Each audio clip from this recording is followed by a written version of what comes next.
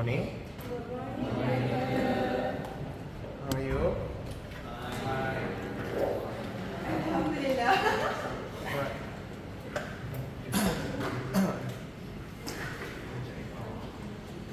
Have you submitted your assignment? Everything on Monday? Did you check each other? Okay. This is not take two, okay? You don't check. It's your name written on it. Okay. So we're going to do this. Even though the lecture sounds foundation, but guess me, even the PhD student do not get this right. Right. So throughout the semester up to this point, you have learned about various mechanism in plant growth, such as the dry mass, the nutrient requirements of plants, the water potential, photosynthesis, and many more. You see, all of these cannot happen if plants do not acquire the fundamental components into them. Being a living organism, plants are pretty much like us. Okay? They require the building blocks in order for them to live and to do life or living processes such as growing, reproducing, even senescing somehow use energy, right? So with this lesson, you will see that why you need to know about water, why you need to understand about the importance of CO2 in photosynthesis, why there is a need for the nutrients. Okay? Because the moment you understand that plants or crops are living organisms, and living organisms need some kind of attention to be fulfilled, then only you can manipulate the plant or crop to your liking. Many people who do not have a proper understanding in agriculture, they just, maybe they have attended some kind of courses conducted by the DOA, but when they've gone back to their farms, they just followed blindly. You see, you are in nature, you are in reality, there's nothing fixed about it, okay? Because life is very dynamic, very colorful, it's ever-changing. Sometimes your crops need less, sometimes they need more, sometimes they do not need that altogether. To make that judgment, you need to understand what the plants require, okay? So when I say plants, regardless of the division, pretty much the same. What differ in their requirement is the amount of the components that they need in order to survive or to complete their life cycle. Right. So there is a small formula to help you to memorize this, or it's good for you because you can use this to teach other people. It's called allowing formula, ALWNG. Allowing, it stands for the air, light, water, nutrient, as well as growth manner. Okay? You're not going to find this in any textbook because I made this up when I was a student, long time ago. Okay? So kind of worked because I never forget about these requirements, and it's also a good guide. Wherever you go, whatever crop that you're dealing with, or maybe you have to do some kind of diagnostic analysis for the farmers. You got the degree and everything, the farmers come up to you and ask, what's wrong with my crop, and so on. You have a guide you have something in your head to help you to make a decision. So why is it called the allowing formula? So because with the fulfillment of these components, it allows the plant to grow healthily, develop normally, and of course, in the sense of agriculture, to gain more harvest and therefore money. After all, when you do agriculture, you are, in a way, you're doing business, right? Agriculture is business. Nobody going to grow their monocropping system hectare upon hectare just to be in the economic loss at the end of the day. That doesn't make any sense. Okay? So it's good to know, because even 5% improvement by manipulating these components can give significant impact to your revenue or income. Right. So the first requirement is air. So that's very general, of course, and I'm not only talking about the air as in the gases that you breathe in. So these are the components that is present and pretty much invincible to you. You can't see it, but you can certainly feel it and experience the effects of it. Okay? And these include oxygen, humidity, temperature, and CO2 concentration. We'll have a look at them one by one. So temperature. Temperature, I know you have learned this since your primary school, but what is it actually? It's actually the measure of energy. You see, when energy, like Einstein said, it cannot be created nor destroyed. However, energy can be transferred from one medium to another medium, and also be transformed from one form to another different form. However, you still cannot destroy it or create a new energy out of nowhere. Yeah, you can say that, oh, I'll just send this energy to the next galaxy. Yeah, still, the energy is still in the universe. It doesn't leave the universe. So, when you are measuring a temperature of something, so it can be the temperature of the surface of this bench, the temperature of your body, or the temperature of the solution or the water that your plants, your hydroponic plants are growing in. That is actually the temperature of the kinetic energy of the particles of that material. These benches are made up of particles. Your body, mostly water, made up of particles as well. Even though you can't see, this air here, this air, the wind that you can blow to your hand, that is also particles. So these particles, they are always in movement. Okay, hence you learn from your school time. The gas movement is called the Brownian movement. It's very random. The gas, sometimes it's zigzag. It goes there, it goes here. The Brownian movement. The solid particles, the atoms, are also moving. Really? Well, not moving to the point of it can go from here to here, but they are moving back and forth, or in physics we call it oscillating. And that effectively make it vibrating to your perception. Your phone, does it vibrate? Yes. That's actually also a form of movement, because it moves up and down, up and down, up and down, up and down. So don't think movement as you have to go from one place to another place, A to B. So movement can also be you go, come back, go, come back, go, come back. That's also movement, right? So the more movement these particles have, the more chances that they have to collide with each other. All these particles in whatever, in the water, in the solid. So what happens when two things colliding? What happens?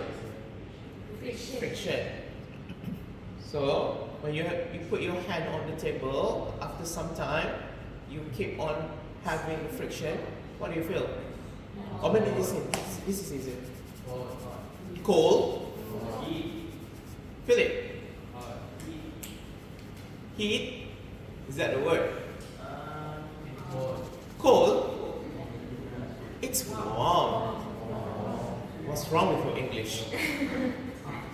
Warm. Why is it warm? Why? Friction Friction of what? Now, between the surface.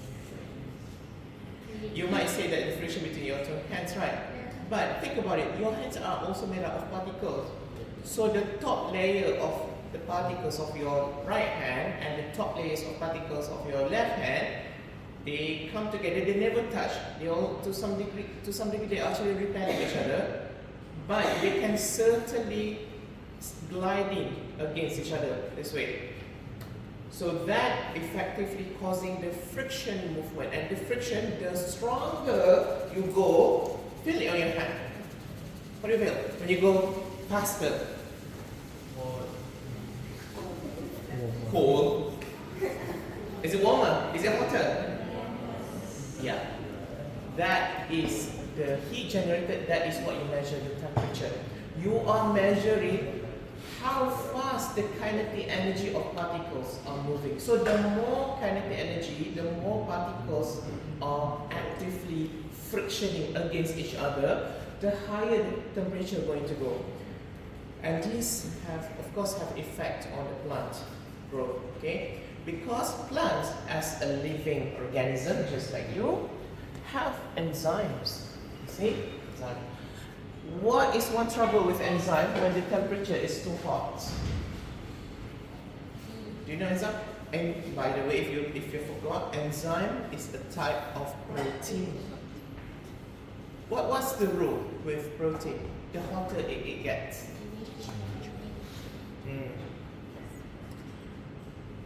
It's going to undergo denaturation. So you can see here, there's a graph here, with the increasing of temperature against the growth rate, you can see that at relatively low temperature, you can see that the growth not happening very much. Because, well, the enzyme, they also move, and when there is no energy around, they kind of stay silent and dormant. But as the temperature increases, the enzyme become more active, more catalytic reaction can take place, you will have more rate of growth. And this is very exponential, okay? And come to the degree, no more growth is happening because the enzyme has reached its denaturation temperature. If you go any higher, in fact, the growth can go down, right? So why this matter? Plants, they are ecosystem type, okay? There are tropical plants, there are temperate plants, temperate means 4 seasons, there are desert plants, there are tundra plants, there are prairie plants, and all these plants, they have natural ability to withstand certain range of temperature. Okay, for example, do you know the tulip? Tulip. Yeah. Do you see any tulip growing around? Why not? It's a seed tree plant compared to rice. Rice also a seed tree plant. Both tulip and rice, both of them are seed tree plant. But how come you never see tulip growing around?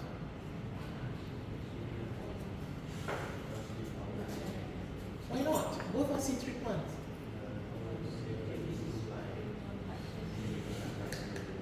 Yeah. So it has something to do with the natural collection of proteins in the tulip that has been geared to be more suitable for the 4 seasons. 4 season countries, even in the summertime, the temperature do not get too crazy for too long. Okay? It's true, it may get up to like 40 degrees Celsius, but that's not going to last for 3 months. Okay, so most of the time, like 80% of the plant's life, they live in a rather cool environment to live. Rice, on the other hand, because it's a tropical type, there's different kind of proteins in that. It's going to withstand this tropical climate far more easier than Chile. Okay, so you get the point. So like the example given here,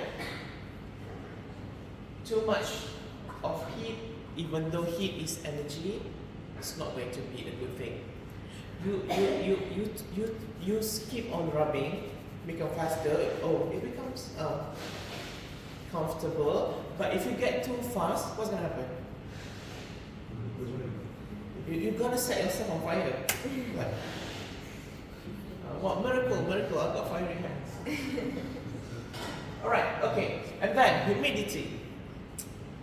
Okay, this is also it's actually water, but in gaseous form. You can't see it, but in this air, in here, there are water molecules in the form of gas, right? Depending on your location, meaning that the elevation, whether you are near sea level, and whether you are at the top of the mountain, or depending on the current temperature, whether you are in tropical like now, we are around 27 because we are in the morning. But if you go to country like Australia, it's summer now. It's summer, meaning that it's near 40 now.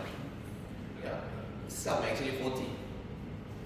So the elevation and also the current temperature of your location will determine how much the air in the room will be able to hold on water in its gaseous form. I'll give you an example. If you go to Cameron Highland is about what? 1,700 meters, 1,800 meters from sea level. This room, let's say that it's about 1,000 liters. Given that your location at sea level now, given that your temperature is around 28 degrees now, the volume of this room, 1,000 liters, and it is able to withhold, to grab the water around 700 liters worth of water vapor. Because that is the condition. The same room, if you bring it all the way to Cameron Highland, which is far higher in elevation, far lower in temperature. What's the temperature in Cameron Highland now in the morning? It's usually around 18 in the early morning, like right now. So 18 degrees Celsius at the elevation of 1800 meters, the same room will not be able to withhold the same 700 liters of water that you are having here. It will have its capacity reduced to maybe around 500 liters only. So the room that you have here in UPM, the capacity is 1,000 liters. The amount of water vapor is 700 liters. So the relative humidity, look at the word relative. Relative means it's comparing to the maximum capacity of water can be held, is 70%. 700 over 1,000 liter capacity, you get 70%.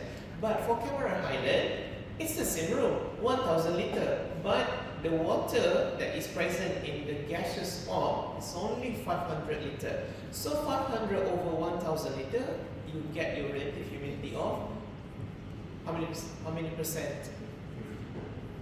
How many? That's simple mathematics. 1 is 700 liter over 1,000 liter. This is PM. This is Cameron Highland. 500 liter. I don't like this one. Throw that away. Never make that, see that again. 500 over 1,000 liter. So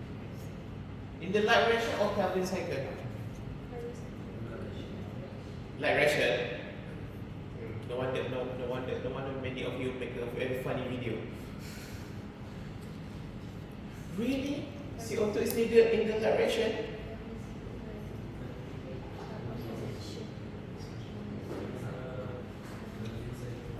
What do you remember from your photosynthesis video lessons?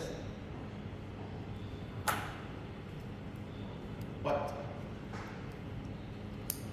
CO2. Where is it used in the chloroplast?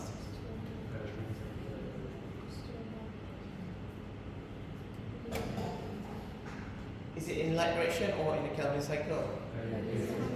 Okay. In the Kelvin cycle, which phase of Kelvin cycle the CO2 is used? Hey, you don't get to answer this, you're going to cry looking at your final exam. I can guarantee you that. I can guarantee you that. You're going to cry. CO2 is needed in Kelvin cycle. Which phases of Kelvin cycle do you need CO2? Which phase? Which phase? Which phase? Which? Which phase? You. How many phases in Kelvin cycle?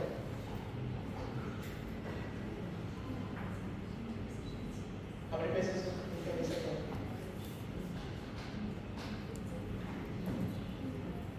Did you revise or not?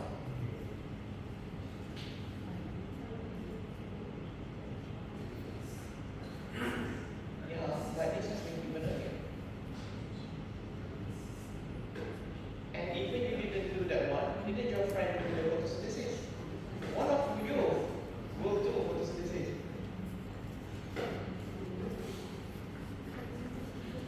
Okay, I'm not going to say anything further. You have to be responsible for your education. Okay? Like really, this I say this again. This is university, not school. Okay?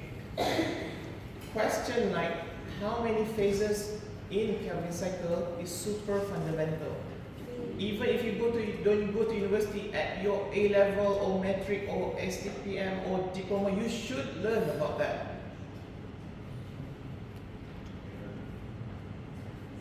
So I can see many people are going to cry over your final. I cannot help with your final.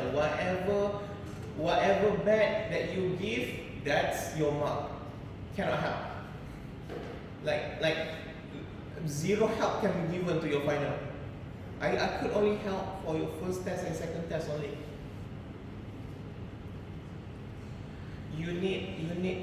When the instruction has been given to do self-learning for a few videos, you need to do that. Like seriously, be responsible for your education. Don't wait your friend. Seriously, don't wait your friend. Don't wait nobody. You do it because you want to learn. You need to learn. It's very serious if you do not know that. If you do not know that, what happened for the rest of the lesson?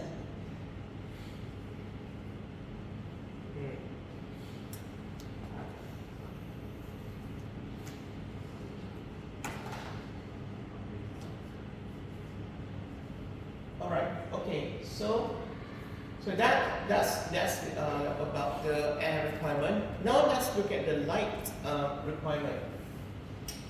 Okay, I'm going to update this one, not for you. I'll just wait for the next semester for the advanced physio. There are three for now: spectrum, intensity, and photo period. Actually, I want to put another one. It's alright. If you want to learn, you join advanced physio. Light, as you see or you don't see. What? Is there any light that you don't see?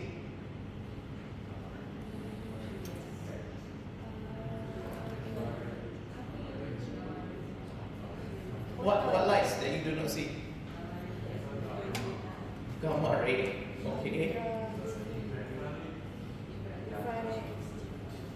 Your hand that you rubbed just now, then you put that. Heat is light. Heat is light. Did you know that? Heat is light. Do you know the old kettle that have the whistle when it's boiling? When the kettle is boiling, if you stand next to it, you can see that the next kettle, the picture is not crisp clear. It's somehow the image got blurry. Have you seen that? Yeah. Why is that? It's not like the kettle is distorting your eyes or anything, but why the image of the kettle pot. So you have your kettle, and then you got your fire, and here is your eyes. When you look here, you see that this somehow blurry the image here. Here is okay, here is okay, here is okay, but next to it, the image is kind of blurry. Why is it? It's become fuzzy somehow. It seems like it's almost moving the image next to the boiling kettle. Why? Why is it? No reflection. It's your eye. It's straight the room, the air. Why?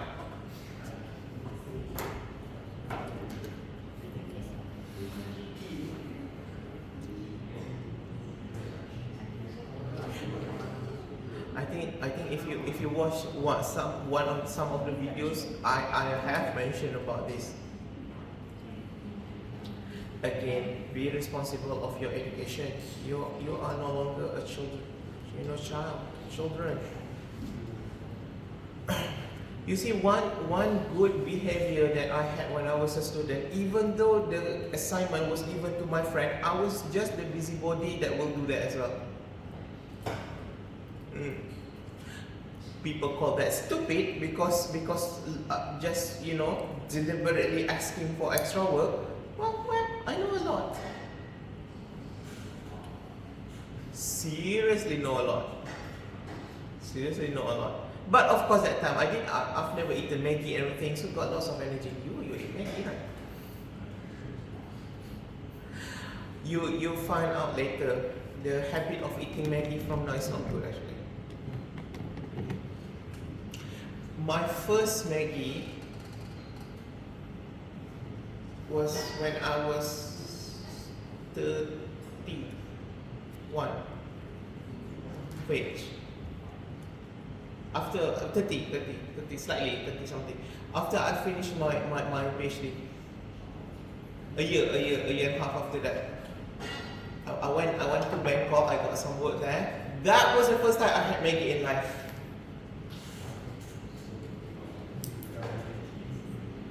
And it didn't taste good. You know Thai instant noodle, they're very crazy.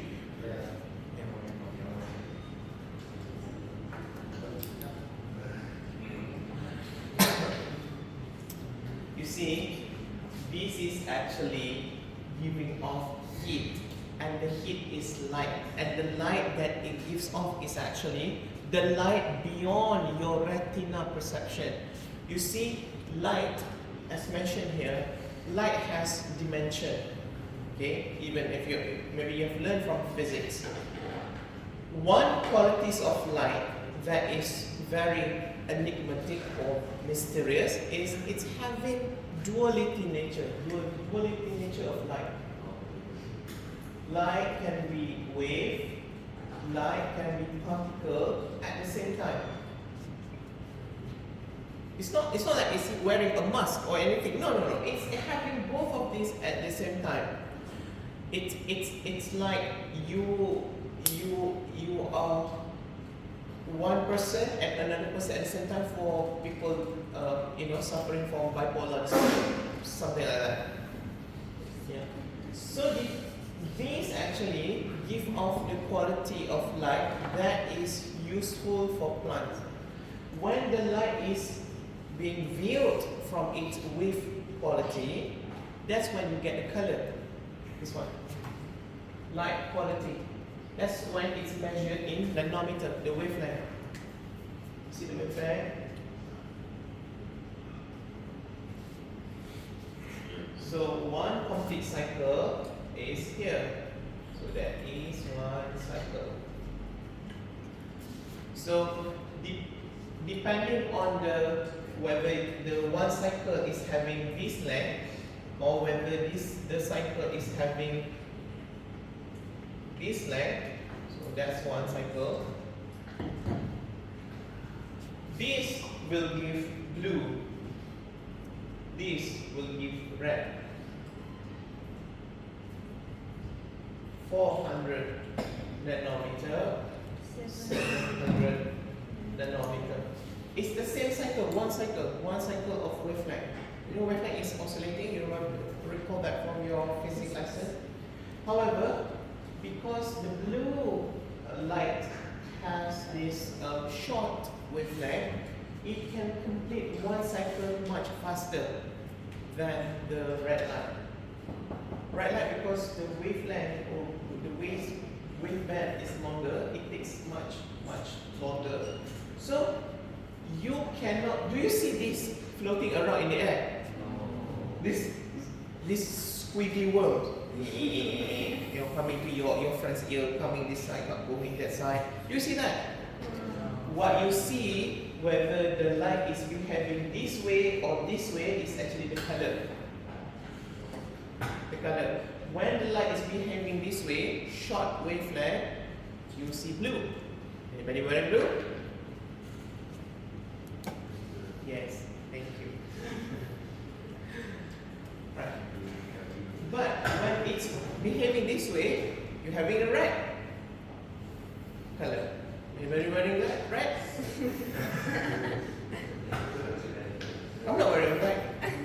This is on purpose red, actually. Right. So that is the wave nature of the light. What about particles? You see? Light also comes in the form of dots, beads. However, it is so super small. You cannot see it. You cannot see it.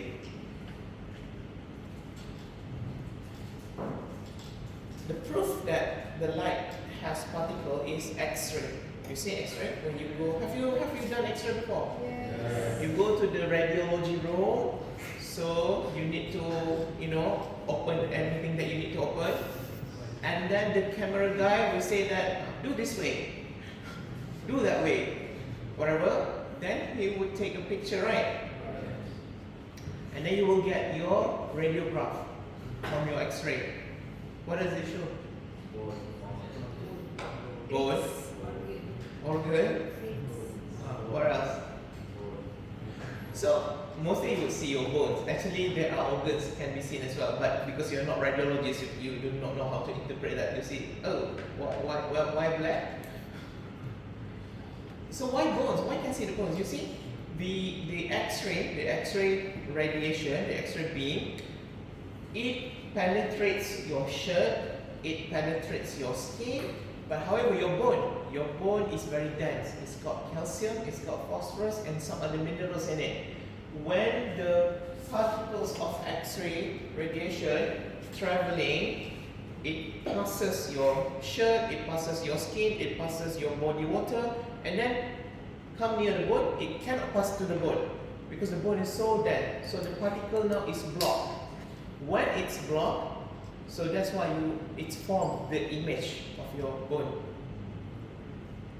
So that is one proof that light has a particle nature, right? So for your X-ray, the radiologist uses two properties of light. He uses light of short wavelength, even shorter than blue light, very short because it can penetrate your skin. and also it uses of high density light particle, so that these particles can certainly hit something and form image on the radiograph, right? So particle, we call it in science, we call it photon. Okay. So why is it important in plants? Light intensity, whether it's bright or whether it's dim. Right now, right? It's very dim, right? I'm looking funny because I'm having uric acid attack. Is it dim now?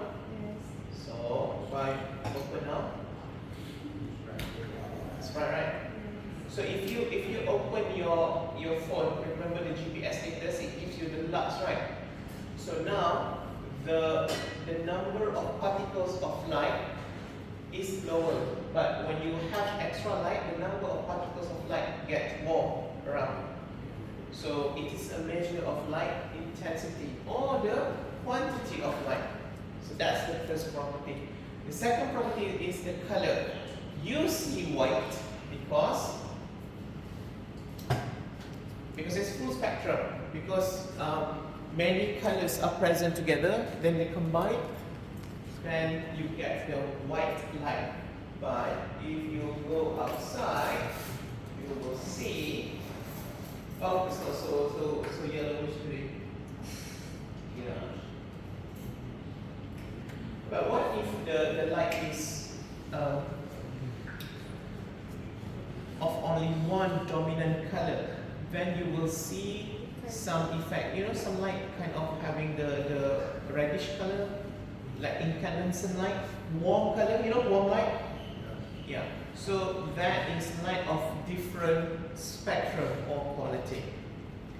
And finally, the length of the light or photoperiod also have impact on plant. So you have learned about the short day plant, long day plant, and also the day neutral plant. So the length of the light received by the plant will determine whether it's going to flower or not. But for many plants in Malaysia, this is not really a problem, because many plants are actually day neutral. But in fact, Malaysia actually made much of it. We are actually short day a bit. We are not really 12 hours bright. We actually around 11. The proof is because we can grow rice. The rice can flower. We grow rice in Malaysia, right? Rice can flower, right? Yeah. The reason rice can flower and bear rice grains because Malaysia is slightly short day, and that's enough to trigger flowering for rice. Okay, so do remember this. Quantity, whether something is bright or dim. Quality, what color the plant. And photoperiod is the length of the exposure to light. And the unit is micromole. There's so many units in here for the light quantity. If you use your phone for the GPS status that we used before, what's the unit? What's the unit? Long? But? Say what? Louder? Lux. Lux. Speak up. You are not Amoy. Don't act like one.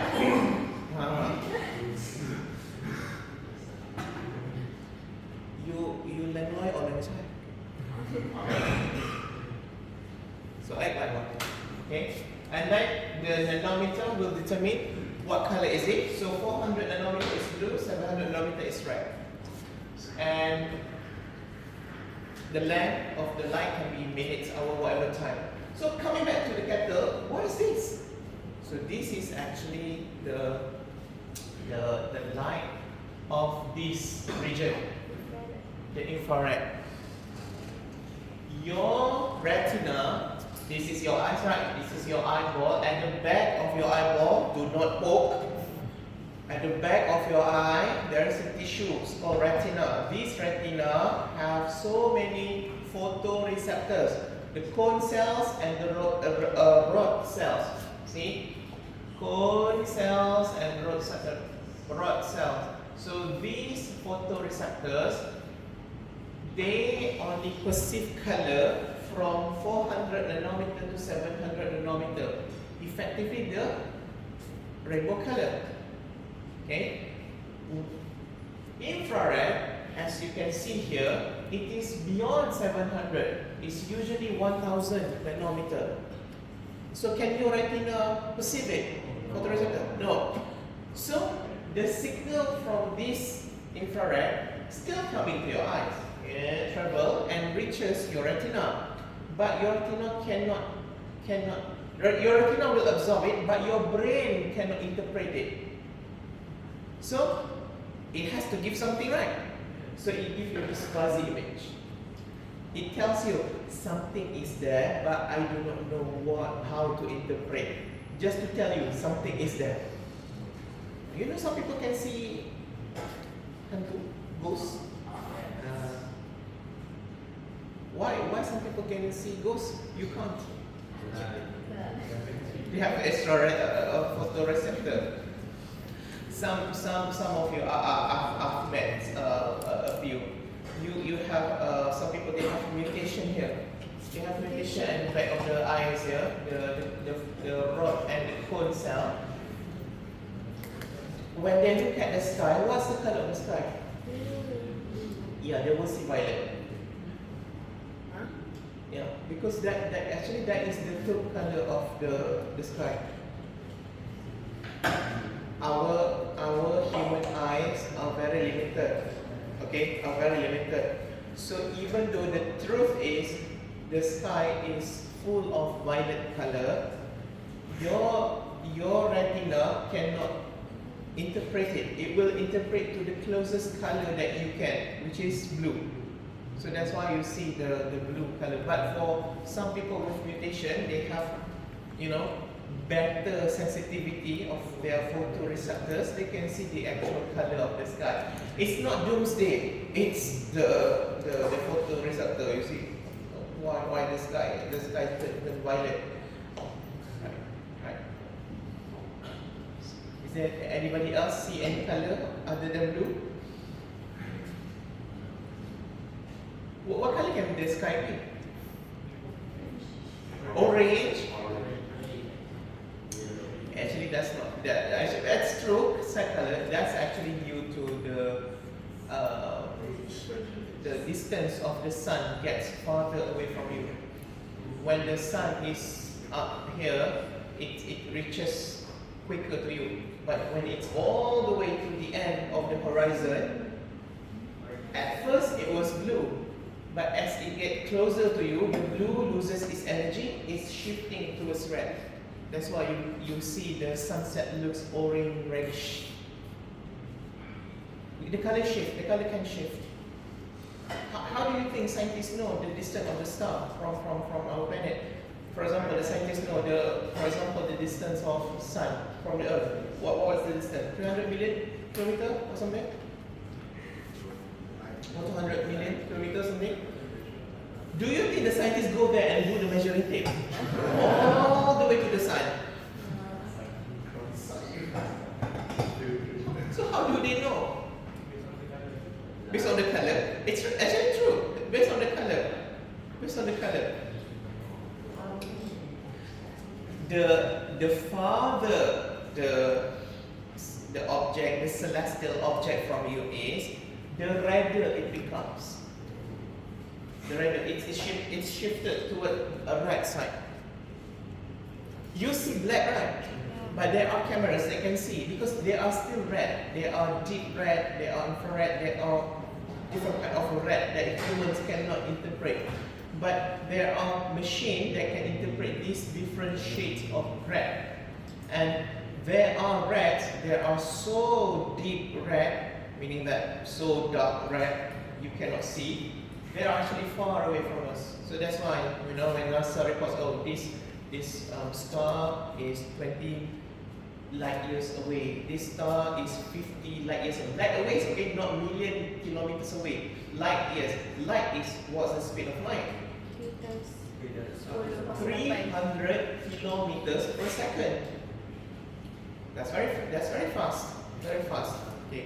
So next time when you are gazing at the sky with your amoy or amoy whatever, you look at the sky, you do stargazing. You know stargazing? Yeah. What's the color of night sky? White. Night sky. Night. Good luck.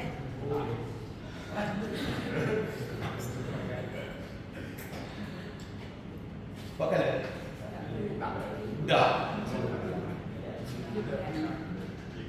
It's dark, right? Like, right? And once in a while you can see there are stars.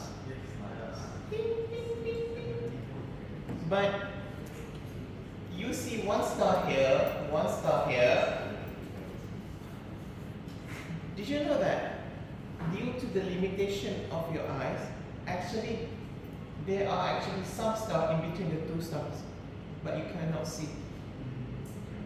Either because your eyes cannot interpret, because the energy of the star that come into your eyes already lost, or because it has not arrived to you. The star that twinkle to you, you are actually looking at the past.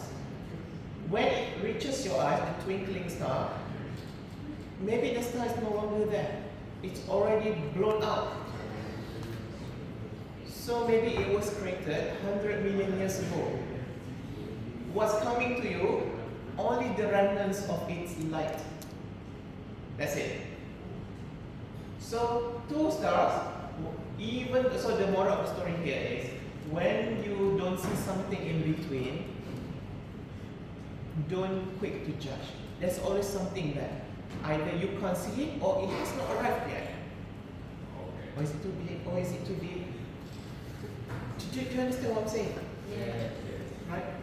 Why can't you see the star?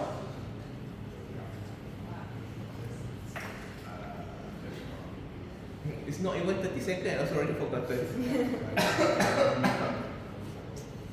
It's alright. This is why you need to, you see, mingle with more people, widen your horizon. Just because you're agriculture student, don't confine your horizon just to, you confine your brain to your agriculture thing. Even that is not good enough. So, still young, see more things.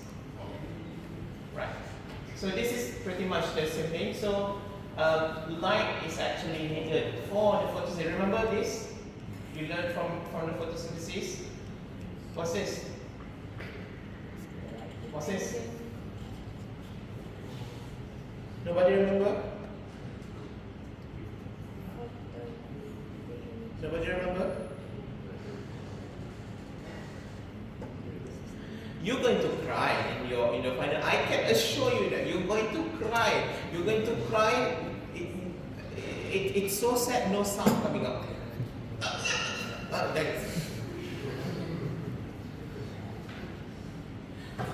What is this? What? Lighter. This whole thing.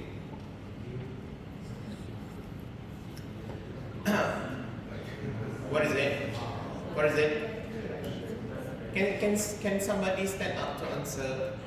Don't do the murmuring stuff. Okay, well, what is it? Light dependent reaction. I'm asking about the structure. What is it? What do you see? That's the process. I'm asking about this here. The one that go down, then go up, go down. What is it?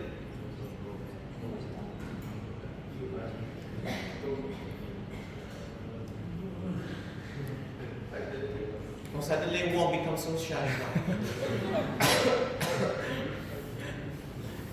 Wow, you can point at your friend. You can bring. If you go down, friend go down as well.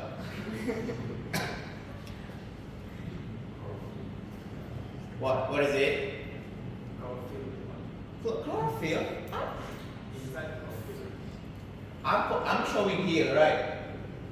Which one is chlorophyll? Do you want to show here? Come. Come. Show. Which is which? Which is which? Show. You see your friends, the moment it gets tough, nobody left you.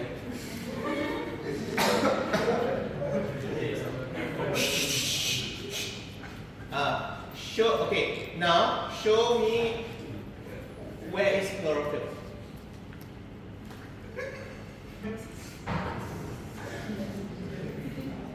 Chlorophyll so high, man.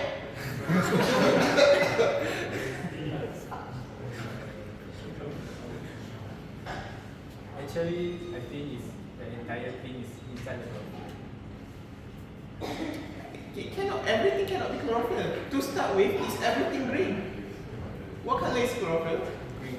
Is everything green? Okay.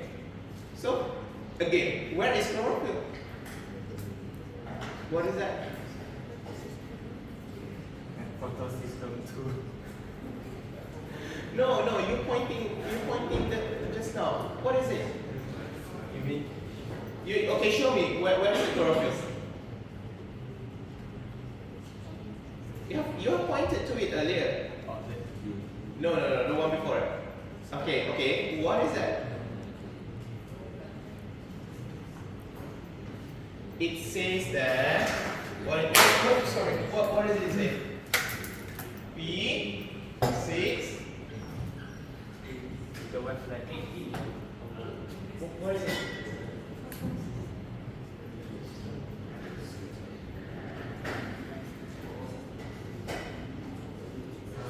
What is it?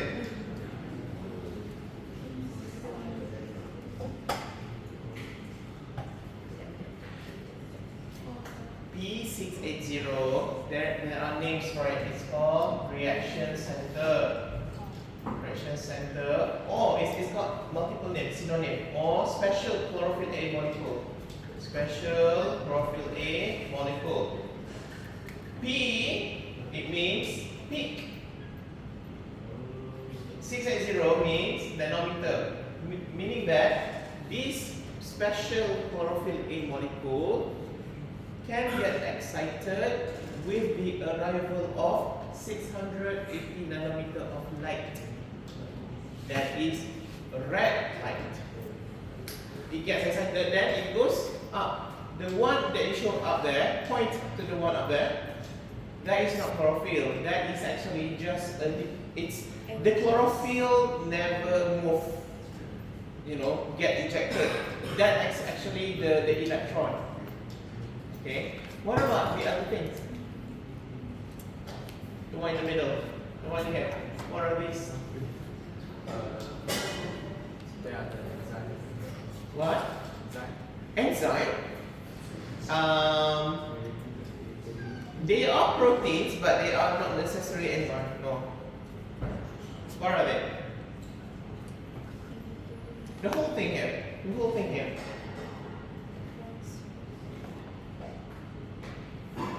You don't get too happy. He's being targeted now. He's going to remember this forever. What is this here?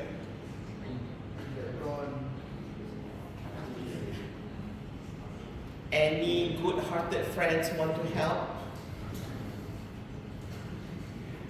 You can call your friends more. You can call. Who wants to call?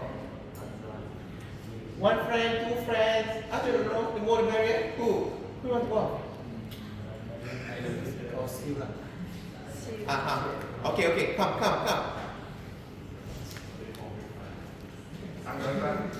So I want to know, what are these?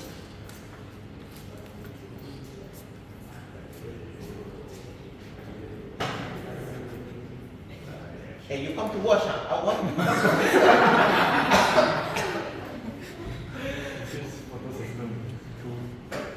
This whole thing is photosystem 2. This whole thing. I'm asking these specific, the purples and the blue things here.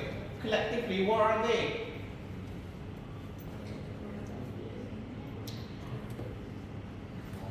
You have learned photosynthesis since when? Since school time, right? What?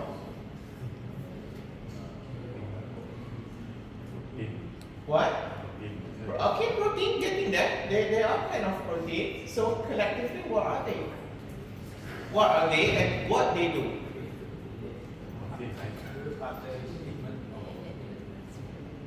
These are pigments.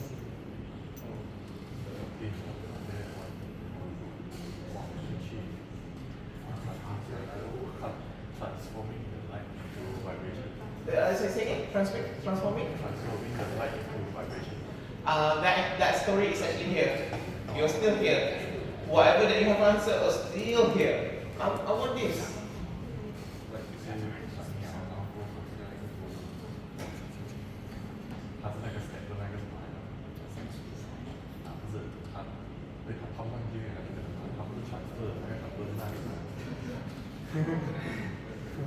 Nice, okay.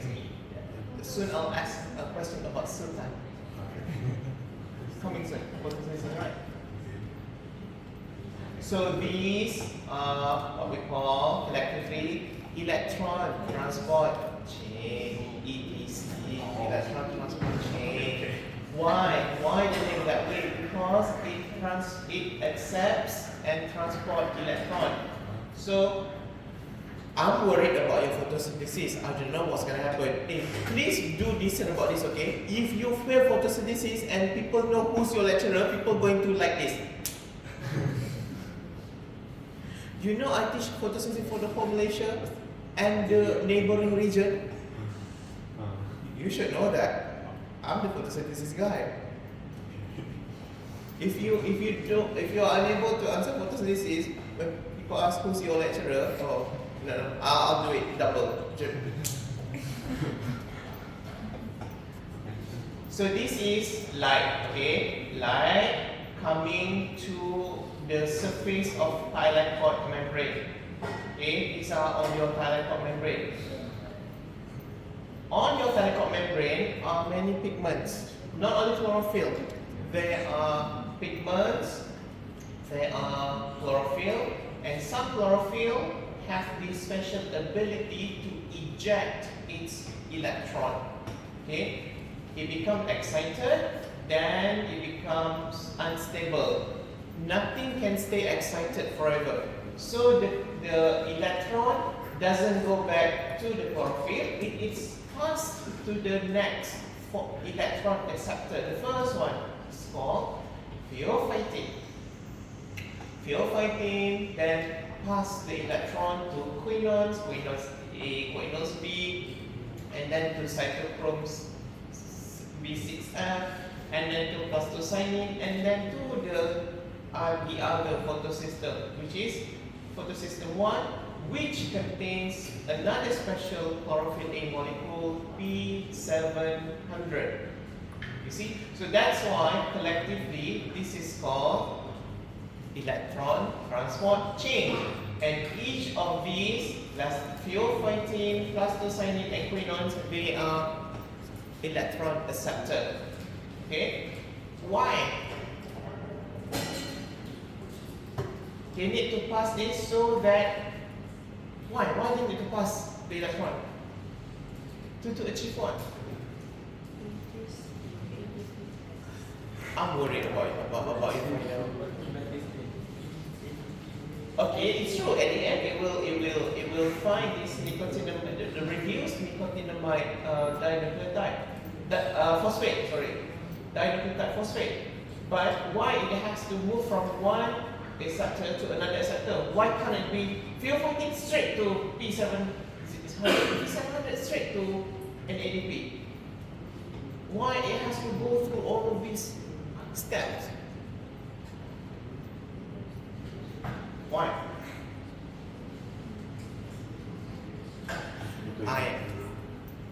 You got the answer.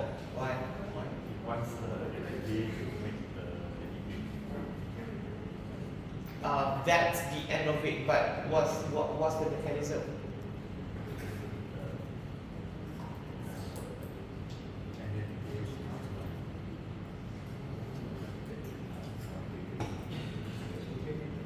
Capture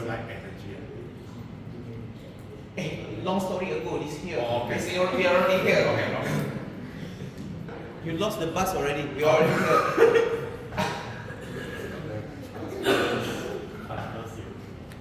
See, auto income cycle. Even vibration. Oh my god. Oh my god. I'm worried for your final. I'm worried for your final. Okay, alright. It's okay. I'll just give the answer briefly. I will find a time to have a quick photosynthesis revision. You see, these things, all of these on the membrane of thylakoid.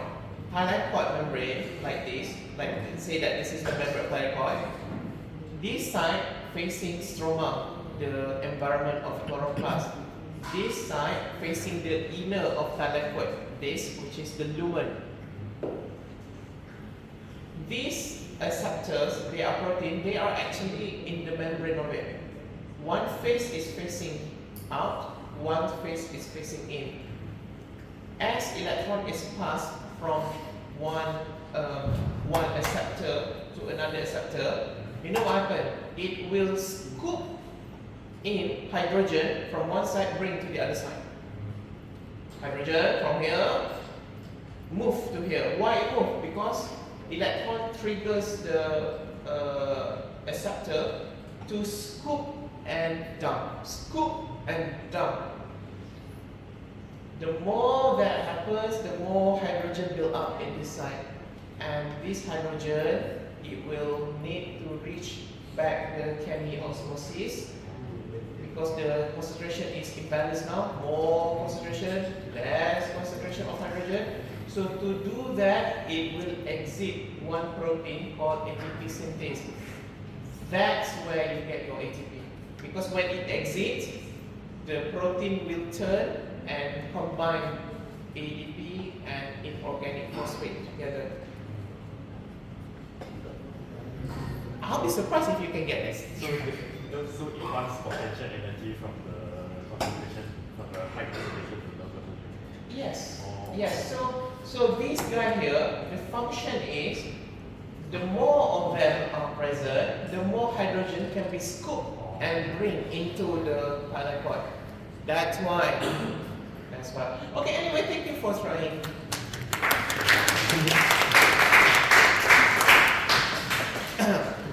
Korang kan don't get shabby. At least he goes to the front. Who's landlord now? Okay, anyway.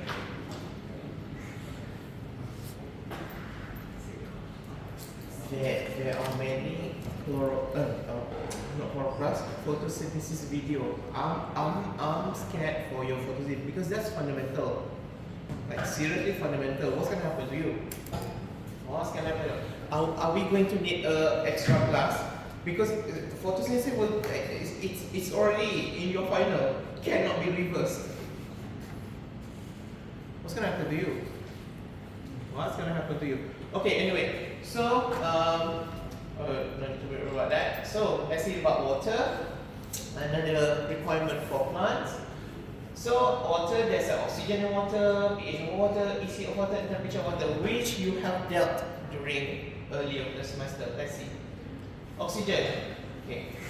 When you look at the soil, okay, even though the soil is like in the paddy field, remember, soil has gradient of oxygen level. Okay. So this is the paddy field. You see the pond of water, right? No matter how much water is present to your eyes, soil always have these layers, two layers, aerobic layer and anaerobic layer. So aerobic layers have different kind of metabolism due to the presence of microbes and also different oxygen level compared to the anaerobic soil. So oxygen is needed by the roots because the roots cannot photosynthesize, right? So how can they get oxygen? So they will get oxygen from the soil environment or the water environment. So they will absorb the water containing oxygen. So that's why oxygen is very important. Right. And the temperature, again, temperature it has something to do with the enzyme contents of the plant.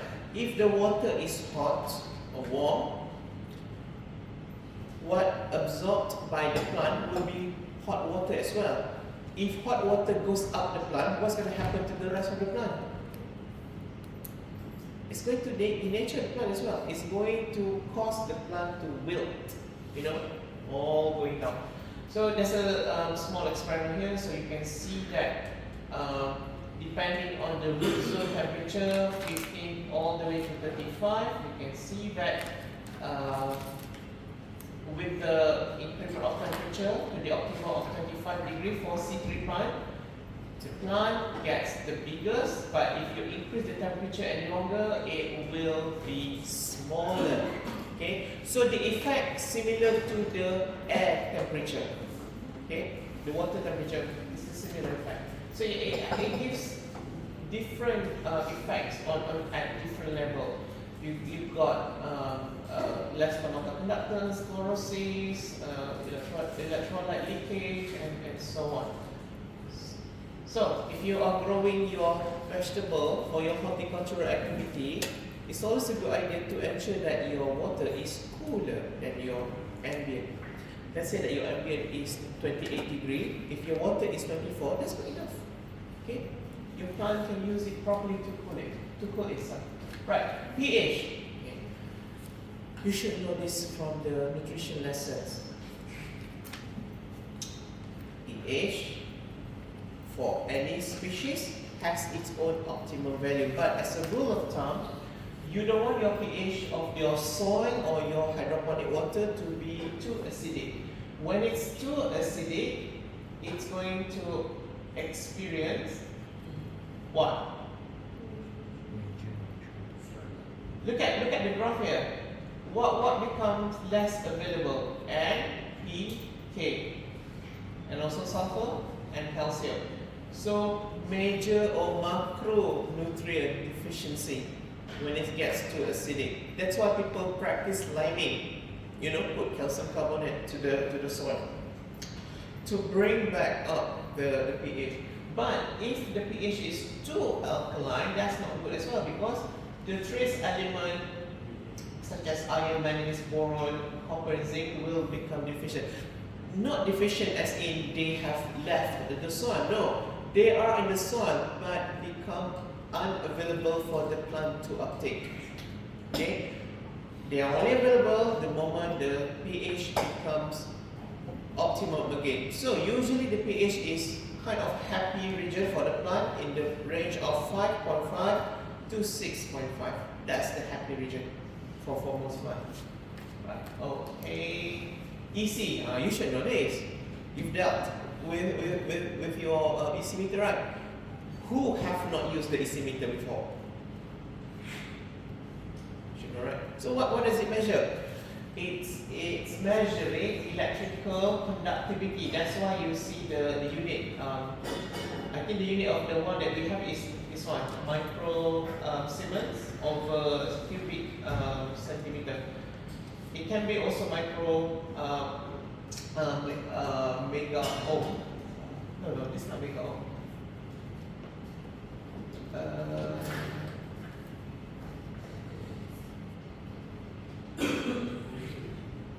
No, that's not mega ohm. That's actually MHO is actually the reverse spelling of this ohm, because it want to show you that's a reciprocal. I don't know why scientists are being funny about this. MHO here and not mega, okay? It's actually ohm, OHM spelled backward. Becomes MHO. It's just to show the reciprocal of it, right? When you put nutrient in the water or in the soil, it was actually originally in the form of mineral. Sodium chloride, potassium nitrate, all these in the form of mineral.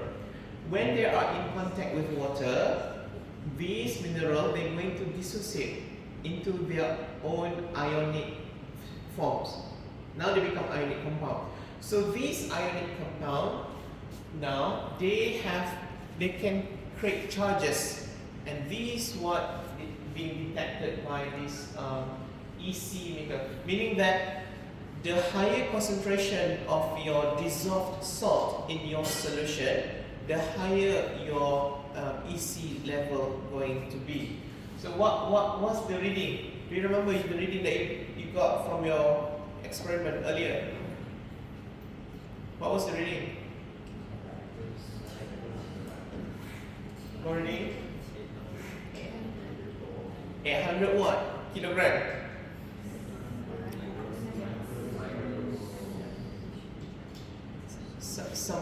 Someone please stand up and answer.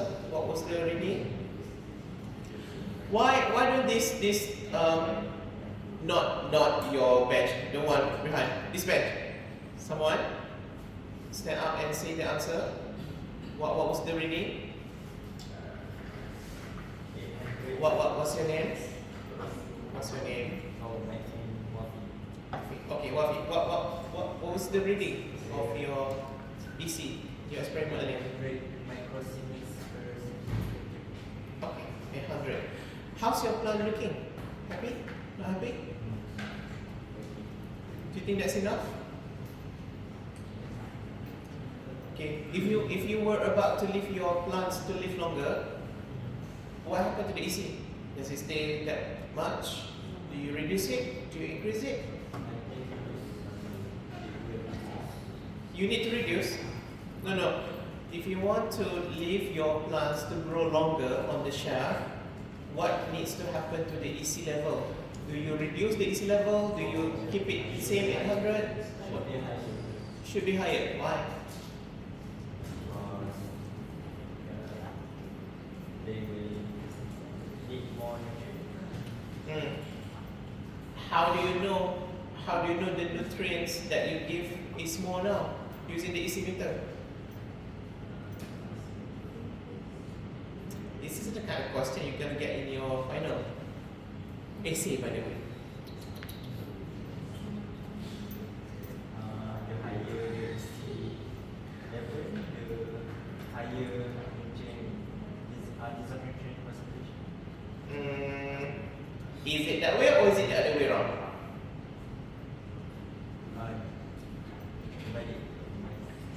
Say it correctly. What dissolve first, then you get what?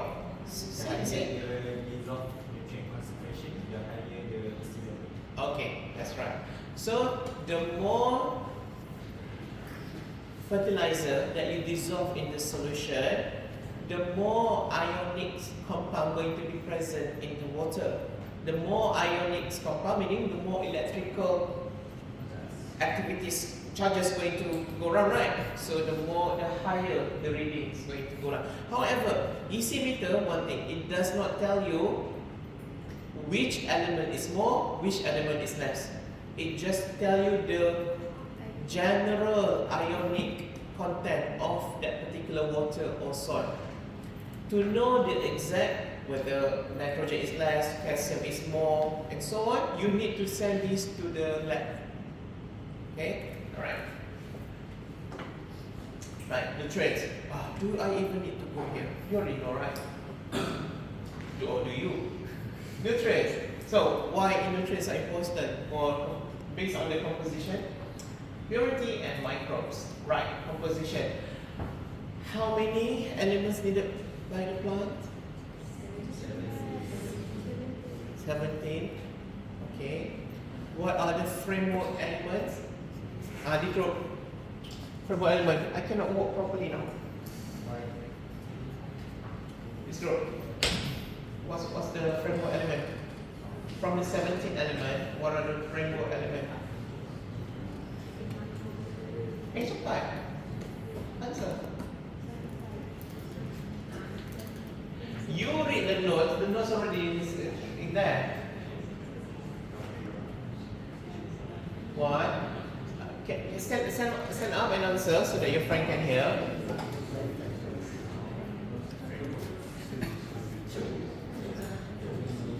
Hey, I actually actually before your long break, I've said this already. I've said it, I've written on the board, it's in the notes. What is it? The framework element. Hey, not even one answer. Come on.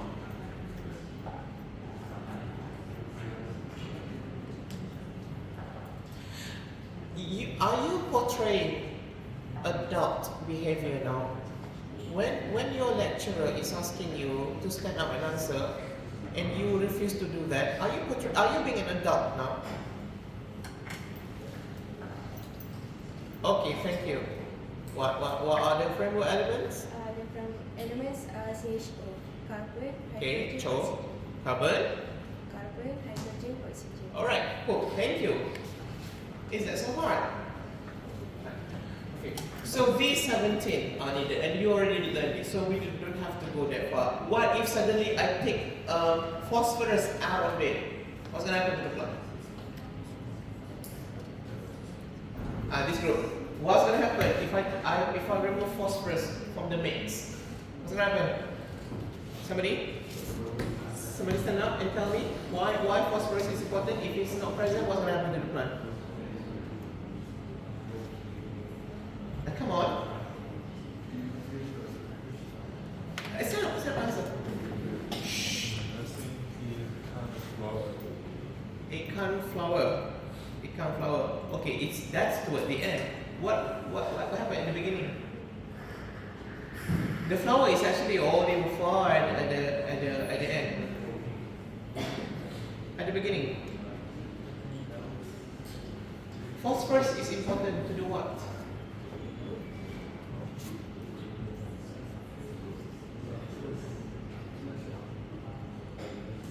To do what? What's the function of phosphorus?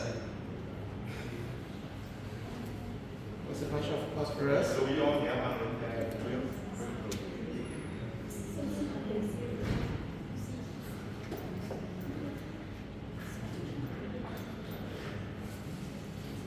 want different element? I can give different element. Okay, let's go molybdenum. Or nickel. I give the easy one, you don't want to answer. Let's go harder. Nickel and molybdenum. To form one. I give you the hint. Hwasen.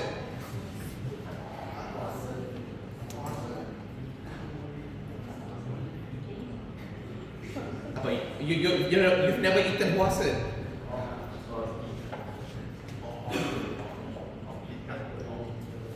Why? Why is it important? What is special about hwasen? It has what the other plants do not have. Come on. Say again? Okay, yeah. For what structure? What is the structure needed? Hwasen only has this structure. Rice do not have this.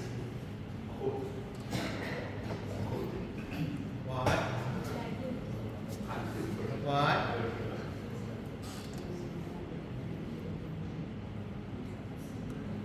Have you not seen hwasen when you put it out?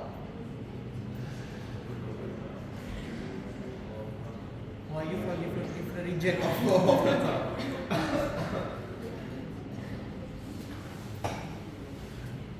Was it? Thank you. Okay, I know. What structure? Vacuum is the type of the plant. What is it? A group you want to help? What? Hey, come on.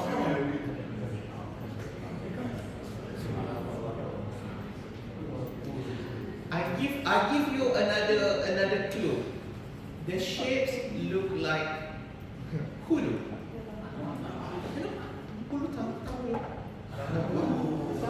What shape is it? It looks like that. You know tambulu or hulu tambulu. All your Malay friends kind of clueless, right? I think you must know what. Tambulu. What does it look like? There is one structure that's present in hwasen that is not present in another plant. Tambulu. Come on. What does it look like? But it's underground. The root nodule. Let them answer. Yes, root nodules. You know tanghulu? You have never eaten tanghulu? Oh, she's so kind. She's never eaten tanghulu.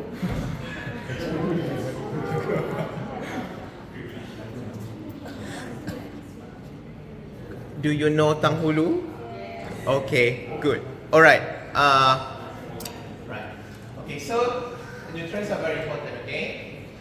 Right. Purity. Okay, this is important for tissue culture, and also when you mix your own fertilizer, because even though you want nitrogen, you need to understand nitrogen can come from various sources. If your source is urea, your nitrogen is only 46%.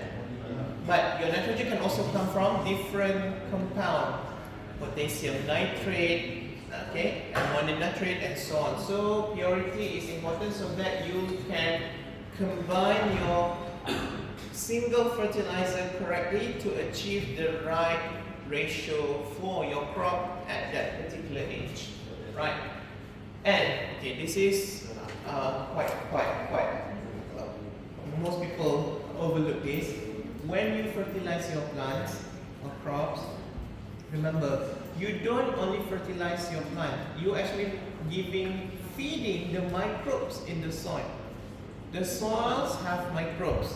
Before the plants able to uptake all this expensive fertilizer that you've given them, the microbes will have their hands on it too. Well, microbes do not have hands, but it's a figure of speech.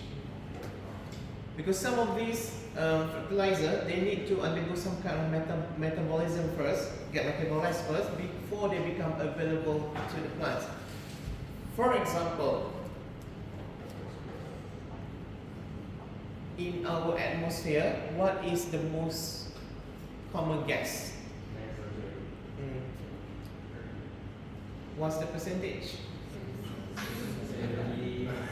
More than 70%, meaning that more than half. We are actually in nitrogen soup now. However, can plant directly use nitrogen? This molecular nitrogen? No. It's there, it's a lot, but unavailable, not biologically available. So these microbes will convert this molecular nitrogen into usable forms by the plant. It can be nitrate, nitrite, or ammonium. Okay, so that's very important to keep the microbes happy and not paying attention to the microbes' livelihood can be detrimental for your overall crops growth. Okay, right, and finally, growth manner. So what kind of soil your plants are growing in, the substrate, and the spacing. Soil substrate, if you grow in soil, depending on your crops. Have you seen this before? Yes. Right. Soil science. Okay. My first A subject. Wow. I got A for other things too. That was the first one. When I took soil science, 2004. Where were you? Where were you? In the wheelchair. In the wheelchair? 2 years old. Okay, alright. You're senior. 1 year old. Okay. Okay, while you are that way, I already taken soil science and learned this. You see? I am that old, right? Right. So, soil texture is important because some plants, they cannot live in waterlogged soil. You know, waterlogged meaning that, like, yeah. Such as the rice. Rice can live in clayey soil, no problem. But can coconut live in clayey soil? No. Where does coconut live in? What kind of soil texture? Sandy. Right. Right. So if I ask the question, if you have vegetables like your bak choy, choy sam, what kind of soil texture is good for your choy sam, bak choy vegetable? Which one? Clay? Are you- Which one? Which one? Which one? In the middle. What do you have in the middle? Clay loam and loam. Or maybe actually it's actually maybe can be side as well and this side as well, but not to the extreme, to the tip here, tip here, tip here. No, it's in the middle. Because it's vegetable, it needs the balance of everything. Okay, but for the soilless culture, like your hydroponic, remember your hydroponic, did you use soil? No. What did you use? Coffee. Cocoa peat. You asked me earlier. Tissue, because we are cheapskate. That's why. So, the growth manner of your plants, you just learn now. Is soil a requirement per se?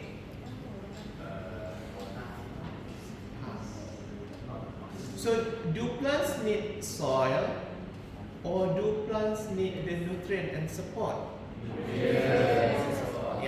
Yeah. So, as long as that requirement is fulfilled, the root receives the nutrient, aeration, and support. Even though it's not soil, and it can be any of these, the plant will grow just fine. Not a problem. Okay? So that is to say, with all this information, that's why the astronauts are able to grow plants in the ISS. Do you know ISS? What's that? Yes, the National Space Station. They grow rice, they grow chili, they grow petunia flowers. Yeah. I heard, I don't know whether that happened or not, they're trying to make new babies up there as well. Anti-gravity baby. I don't know how that's gonna happen, but yeah, scientists are crazy. So that is to say, even though the plants are not living on the planet, as long as you have all of these fulfilled, allowing and like water, nutrient, growth manner, it will grow. Okay, it can grow in the cave. It can grow in the building. It can grow in the ISS. Can it grow in Mars? If you can fulfill this, the plant will grow. Because the scientists have shown gravity don't really have a strong effect on the plant. Okay, they can compensate for the loss of gravity just fine. Right, and finally is the spacing. The spacing has something to do with, remember this?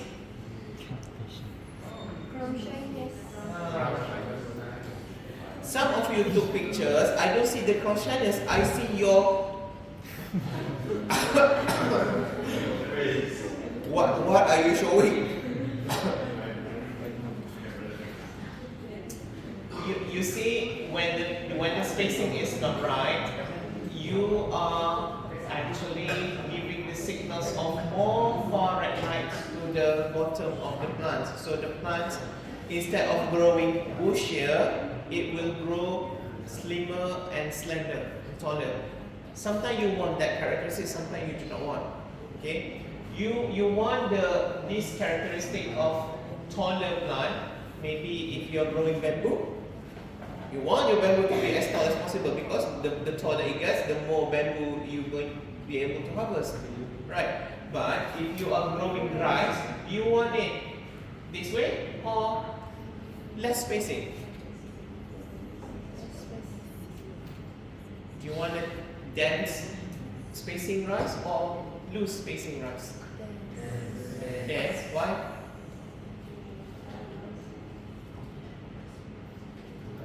Why?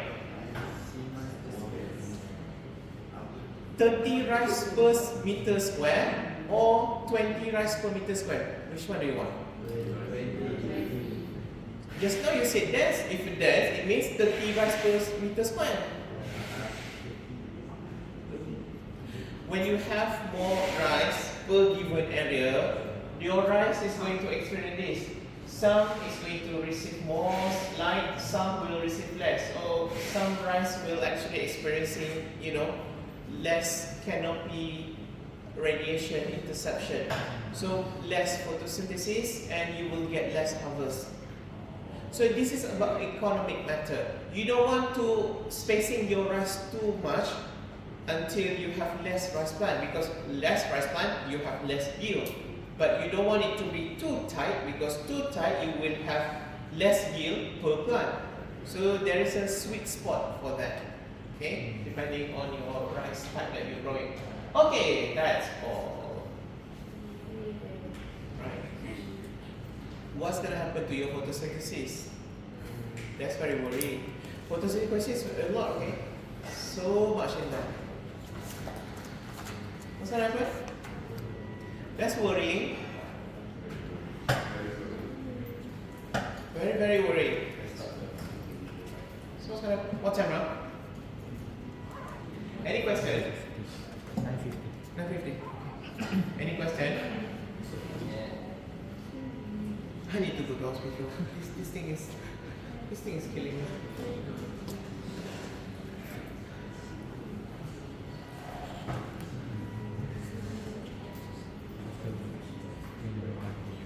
Huh? Yeah. Any question? You don't have question? I'll give question. Which one do you want? What about from the one in the back? Not your group, that group. What group are you? You. Yes, you. Don't make me walk you. My feet is hurting now. Still want me to walk. What group are you? Champo. So if you are in the mix, you cannot ask any question. You alone. Okay.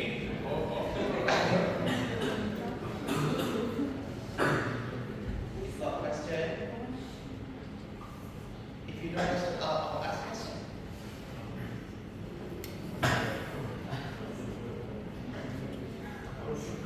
Remember the retinal lesson earlier that you saw? I'm asking you. And you as well. Do you remember the retinal lesson that you saw earlier? Retina, the tissue at the back of the eyes. Which photoreceptor is responsible for perceiving light color?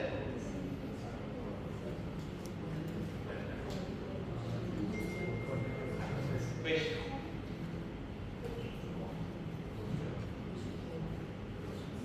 There are two photoreceptors at the back of your eyes, two types. One is to perceive color, one is to perceive bright, dark or bright.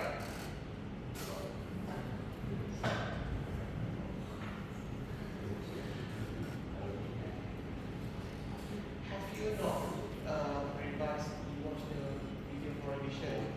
Actually, I've just shown it earlier. What are the photoreceptors?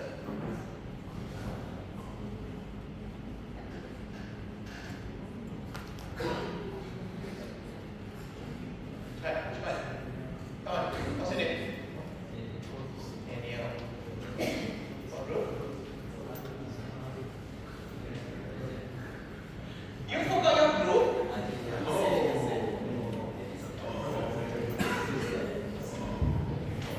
Nanti saya berikan awal saya 60%